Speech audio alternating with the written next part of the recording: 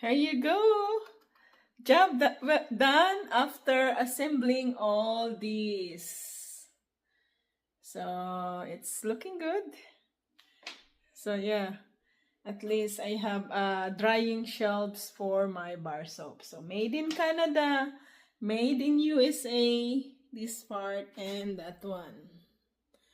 So yeah, all of those I made it. Here you go, my new soap making just did last night.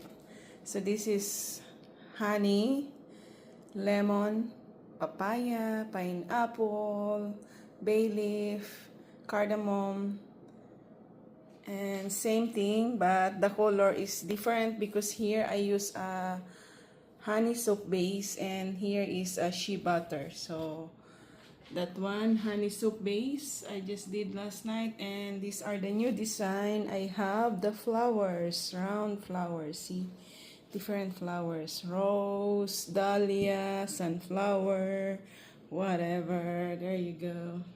And another here.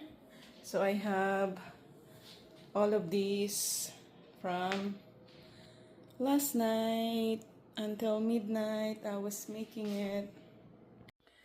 So another equipment for my soup making. So this is a 5-layer shelves that I bought in Walmart.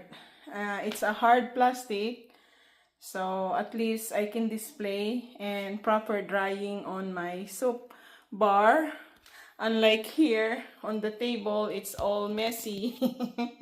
So at least here I can use this to display my soap and proper drying. Here you go. I assemble already my shelves, the 5-layer. Nice.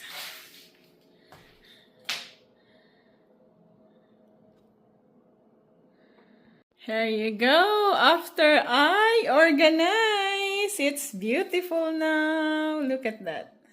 So it's easy to see and easy to pick.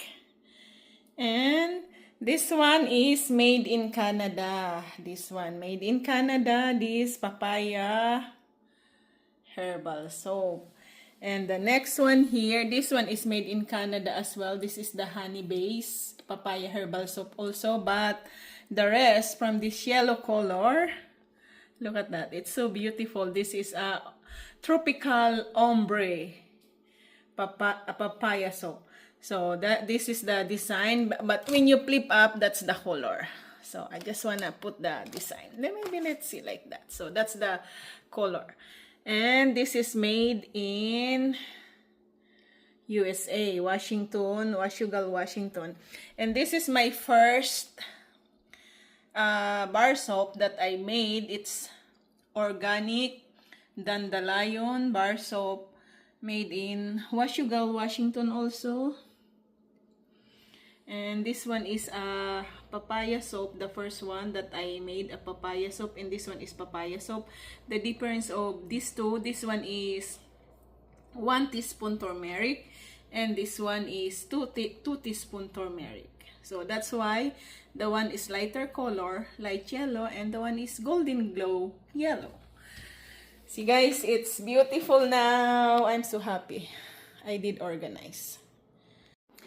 Here you go, my dandelion, clove, turmeric soap, and papaya, turmeric, clove, bay leaf soap. So it's going to travel, going to their destination.